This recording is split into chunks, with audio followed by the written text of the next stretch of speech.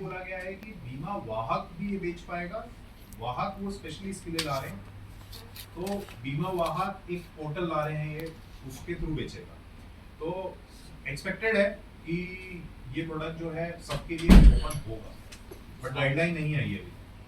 Sir एक कुछ ही product मतलब गवर्नमेंट सेल कुछ प्रोडक्ट करेगी या कंपनियां सेल करेंगी? एक्चुअली लॉन्च आईएडीए कर रहा है इस बार आईएडीए लॉन्च करेगा। जो कंपनी बेचना चाहे वो बेच सकती है, और हर कंपनी को कंपलसरी किया है। जैसे हमें मध्य प्रदेश में बोला गया है कि आप लोग लीड हो, तो हमें 1500 ग्राम पंचायत का टारगेट दिया गया है। 24,000 ग्राम पंचायत है मध्य प्रदेश में, उसमें से 1500 ग्राम पंचायत में टोक्यो को बोला गया है कि आप लोगों को यहाँ पे बीमा वाहक बनाना है, लोगों को एम्प्लॉयमेंट इंश्योरेंस में जोड़ना है।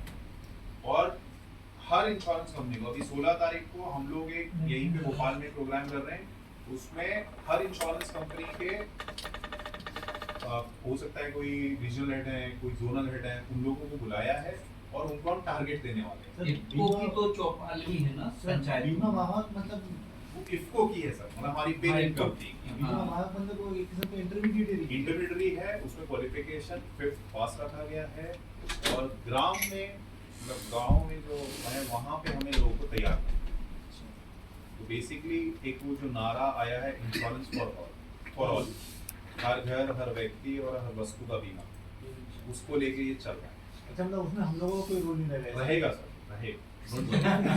देखो आप ऐसे समझो नहीं अब वो अच्छा एक बात बताओ, ये प्रोडक्ट आ रहा है, लेकिन सोच जो है ना अगले 25 सालों के लिए है। आज तक किसी भी जगह ऐसा नहीं हुआ है कि हर इंश्योरेंस कंपनी के व्यक्ति को हमने इकट्ठा कभी बुला के बैठे, और उसमें मध्य प्रदेश गवर्नमेंट के भी आईएएस आने वाले हैं, आईआईडीए से 2 लोग आने वाले हैं। आज तक कभी नहीं हुआ है, आज हो रहा है। तो पहला फायदा तो आपको ही मिलेगा जो ऑलरेडी काम कर रहा है, ठीक है ना। तो हमारा ये जो पूरा प्रोग्राम जो चल रहा है, इसे स्टेट इंश्योरेंस प्लान नाम दिया गया है। उसमें जैसे जैसे पहुंच बढ़ेगी इंश्योरेंस की, आपकी ग्रोथ अपने आप है, मेरी ग्रोथ तो आपकी ग्रोथ से ना सर। और ये सब करने का भी यही पर्पस है कि जितना आप लोग इक्विप हो गए ना, आप लोग आगे बेच पाओ। बाकी उससे कोई वो नहीं है, अभी वाहक की गाइडलाइन आई नहीं है, तो इसलिए मैं कोई ज़्यादा बुक नहीं रहा हूँ। जितना मुझे पता है मैं उतना शेयर कर पा रहा हूँ। बट हाँ, हम हर इंश्योरेंस कंपनी को 50 ग्राम पंचायत में लोगों को तैयार करने का टारगेट दे रहे हैं, जो आईआईडी ने हमें बोला है करने। तो और भी ये बहुत सारी चीज़ें कर रहे हैं। मतलब मैं आपको बताऊँ, हो सकता है मतलब जून आचार संहिता के 10-15 दिन के अंदर में हमारे एक लेटर निकल जाएगा एमएसएमई डिपार्टमेंट से, जिसमें लिखा रहेगा कि जितनी भी एमएसएमई हैं, जो भी मीडियम एंड स्मॉल इंटरप्राइज जो फैक्ट्रीज हैं, उनको कुछ इंश्योरेंस कराना मैंडेटरी हो सकता है। जैसे फायर, वर्कमैन, जो हजार्डस वो करती है उनका लाइबिलिटी। तो ये बहुत सारी कोशिशें कर रहे हैं। लेट्स सी कितना सक्सेसफुल होते हैं, क्योंकि चुनाव के कारण हमारा ये सब डिस्टर्ब हो गया, अदरवाइज हम 6 महीने पहले निकाल चुके हैं। एक ट्रांसपोर्ट पे भी बहुत बड़ा काम हो रहा है, अगर सक्सेसफुल हो गया। वाहन में पूरा डेटा आ चुका है रोड ट्रांसपोर्ट का, जितने अनइंश्योर्ड व्हीकल हैं उसको ट्रांसपोर्ट डिपार्टमेंट मैसेज भेजेगा कि आप अपनी गाड़ी का थर्ड पार्टी बीमा एटलीस्ट कराइए, क्योंकि ये पॉलिसी अब सिंक होने लग गई है। तो एक तरह से वहाँ भी आपका मार्केट अपने आप बढ़ जाएगा, और वो ओपन रहेगा। हमारे लिए नहीं है, हम तो ऐसा है कि हम आईआईडी के बिहाफ पे काम कर रहे हैं, लेकिन आप ये सोचो कि वो बहुत बड़ा मार्केट है। 60% व्हीकल अपने अभी अनइंश्योर्ड है। सिर्फ वो सूचना देगा, देखिए वो कहाँ से कराना वो देखिए वो नहीं कर सकता ना। सरकार ये बोल सकती है कि कराओ, ये नहीं बोलेगी कहाँ से करो। हम भी नहीं चाहते, हमारा काम है हम आईआईडी की तरफ से जा रहे हैं, तो उससे जाके करे, उसका लिंक दे दे। लेकिन वो क्या करेंगे कि रिमाइंडर्स भेजेंगे। देखो सरकार का मैसेज आपके मेरे पास भी अगर आता है तो हम थोड़े तो कॉन्शियस होते हैं। इनकम टैक्स का अपन सबके पास आता है, होता है ना, मेंटली तो आपको फर्क पड़ता है, बट सर क्या होता है ना, एक चीज सोचिए, एक बहुत बड़ी एज ग्रुप है, मतलब जो ओल्ड लोग हैं या जो गांव में लोग हैं, जो आज इग्नोर कर देते हैं। गांव के लोग तो इग्नोर कर देते हैं, टू व्हीलर का तो बीमा ही नहीं करा। उनका कहना क्या जरूरत है इसकी, वहाँ यहाँ तो जाएगा। सर कुछ गाँव में रजिस्ट्रेशन नहीं करवाया गाड़ी का, इंश्योरेंस तो बहुत बड़ी बात है। मैं वही कह रहा हूँ सर, तो आज अपन उस तरह शुरुआत कर रहे हैं। फिर ट्रेड प्रोटेक्टर का हो गया, तो उसके लिए सबसे पहले थैंक यू सुनील सर को सेशन लेने के लिए। एक छोटा सा बस वेयर हाउस का रखा, तो एक छोटा सा क्विज है, उसका अपन जल्दी से खत्म करेंगे। तो विशाल वेयर हाउस का एक सेशन ले शायद। Good afternoon. सर वेयरहाउस से आप लोग को क्या समझ में आता है कि क्या क्या चीज होती है वेयरहाउस? बड़ा वाला गोडाउन गोडाउन वेयरहाउस छोटे भी होते सामान हैं, रख- गोडाउन भी होते हैं, गोडाउन भी बोलते हैं लोग, वेयरहाउस भी बोलते हैं स्टोरेज के लिए। स्टोरेज के लिए। स्टोरेज बोलते तो हैं। अभी फिलहाल जैसे एमपी वेयरहाउसिंग अपने यहाँ काफी लोग वेयरहाउस करते भी हैं, तो जो नहीं भी करते हैं तो वो वेयरहाउसेस का टारगेट करके अपनी इनकम बढ़ा सकते हैं या अपना पॉलिसीज कर सकते हैं। तो वेयरहाउसेस में दो टाइप्स ऑफ वेयरहाउस इंश्योरेंस, दो स्टोरेज को अपन लोग जनरली अभी वेयरहाउस में हम लोग कर रहे हैं। फूड ग्रेन्स में जो आती हैं, नॉन हजार्डियस गुड्स और कैटवन में।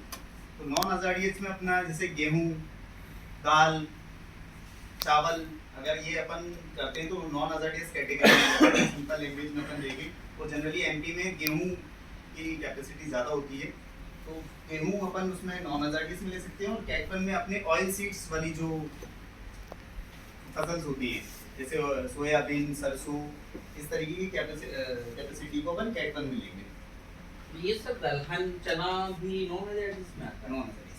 चना ऑयल सीड से सीड्स तेल निकलेगा। अदर देन ऑयल सीड्स से अपन तेल निकलेगा और नीचे जाएगा कैटवन। वो कैटवन में जाएगा। ऑयल सीड्स अपन सरसों, सोयाबीन जो ज्यादातर अपने यहाँ एमपी में अगर हो भी रही है सरसों, सोयाबीन, वो अपन कैटवन में लेंगे।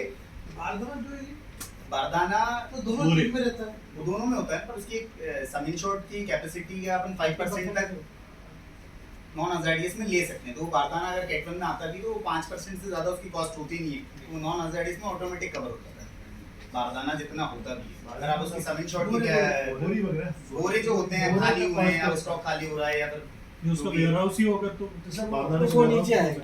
तो वो फिर कैटवन में आएगा। पूरा सम इंश्योर्ड ही अगर 5% से ऊपर जा रहा है तो वो कैटवन में आ गया।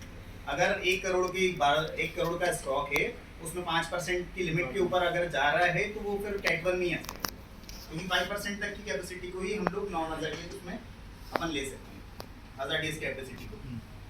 तो ये दो, इसमें अगर कोई चाह रहा है कि क्या क्लैरिफिकेशन की आपको क्या बता दें कि इसमें क्या बता दूं, अपन अभी जो बात कर रहे हैं जो एमपी वेयरहाउसिंग रहते हैं, जो ग्रेन्स रहते हैं, उसके स्टोरेज की बात कर रहे हैं। सर स्टोरेज तो किसी भी चीज का स्टोरेज और भी होते हैं। आप फर्नीचर कर सकते हो, दुकानों में सामान रहता है उसका भी इंश्योरेंस हो सकता है। लेकिन जो भी चल रहा है मार्केट में, जो भी आगे भी चलेगा, पूरे साल चलता है एमपी वेयरहाउसिंग का, तो अपन उसकी बात कर रहे हैं, उसी के रेट्स की बात करेंगे। जैसे बहुत लोग करते हैं, आप जैसे करते हैं, विवेक सर करते हैं, और भी कई लोग करते होंगे वेयरहाउस का, उसके लिए अपन कर रहे हैं। और मार्केट में लिमिटेड ही बहुत कंपनियां कर रही हैं जो एग्रेसिव रेट्स में काम करती हैं। बहुत इजी बिजनेस है और आराम से आता है एक्चुअली। तो एंटी वेयरहाउसिंग या फिर जनरली कोई भी वेयरहाउस है तो उसके लिए 3 पॉलिसीज रिक्वायर्ड होती हैं, फायर, बर्गलरी और फिडेलिटी। फायर का भी सेक्शन अभी हो गया था, फायर सेक्शन बता दिया गया, बर्गलरी भी बताया, फिडेलिटी भी सेम। तो इन तीनों पॉलिसीज के लिए अपन ने कंबाइंड रेट बनाया हुआ है, जिसमें आप देख रहे होंगे सम इंश्योर्ड जोन 3 और जोन 4। एमपी में अपने यहाँ 2 ही जोन रखते हैं, जोन 3 और जोन 4। तो इन जोन में अगर 1 करोड़ से 15 करोड़ 40 लाख तक का अगर सम इंश्योर्ड होता है तो जोन 3 हो या जोन 4 हो, 3467 विद जीएसटी पर करोड़ के हिसाब से अगर आप प्रीमियम चार्ज करेंगे तो अपना, जैसे मान लीजिए अगर 10 करोड़ है तो 34,670 रुपए। 1 करोड़ का रेट है। ये 1 करोड़ का रेट है 3000 ना 3,467 ये तीनों कंबाइंड पॉलिसी का विद रेट जीएसटी। बना हाँ, सिंगल तीनों रेट कंबाइंड 1 का करोड़ सिंपल कि आपको कैलकुलेशन में हाँ, दिक्कत ना है। रेडी-मेड कोई में। आपसे पूछे हाँ कि आप भैया 5 करोड़ का है तो 3467 into 5 कर दिया, up to sum insured 15.40 crore तक।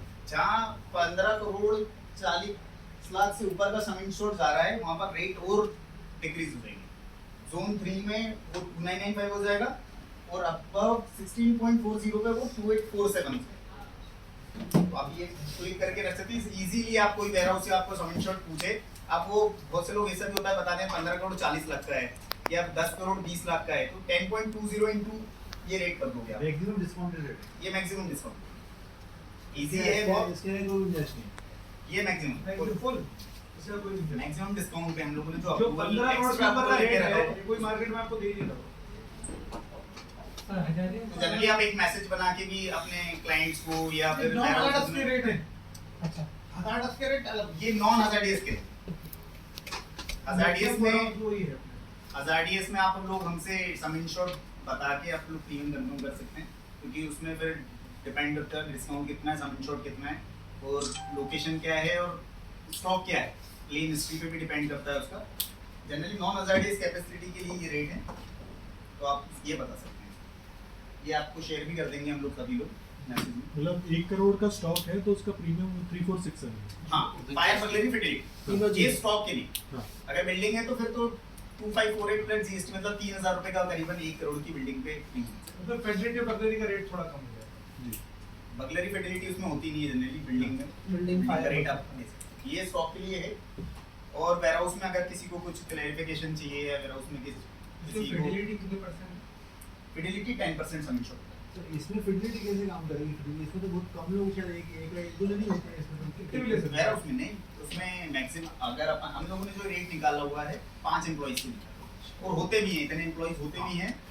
वेयरहाउस मैनेजर हो गया या फिर जो एमपी वेयरहाउसिंग का मैनेजर है वो भी इसमें इन्वॉल्व होता है, क्योंकि एक चाबी उसके पास भी होती है, एक चाबी वेयरहाउस ओनर के पास होती एम्प्लॉइज है। बढ़ाने से फर्क नहीं पड़ता, 10 रुपए पर एम्प्लॉय 10 रुपए पर एम्प्लॉय का अगर 5 से ऊपर भी जाते हैं 10 रुपए प्लस जीएसटी एम्प्लॉय बढ़ता है। अपन जो नॉर्मली 12 रुपए के 5 एम्प्लॉय पाँच लेते हैं लेते अपन, हैं। तो 5 का है जनरली। ये रेट ऐसा है कि आप इजीली निकाल सकते हो, कोई डिफरेंस ज्यादा नहीं आएगा। अगर ऊपर नीचे होगा भी तो 10-20 रुपए 50 रुपए से ज्यादा डिफरेंस नहीं है। ये रेट से आप तुरंत प्रीमियम कोई आपसे पूछता भी है तो आपको हमारे भरोसे पे नहीं रहना है, आप खुद भी बता सकते हैं। बहुत सिंपल सा है। हजार्डस का हम जो हजार्डियस के लिए आप हमसे पूछ लीजिए, क्योंकि उसमें 2-3-4 चीजें भी होती हैं जो हमें कंफर्म करनी रहती। स्टॉक क्या है, क्लेम रेशियो या क्लेम हिस्ट्री या फिर वो सब चीजें मायने रखती है उसमें। और कुछ इसके अलावा वेयरहाउसिंग बहुत ही अच्छा इंश्योरेंस इजीली होता है वेयरहाउस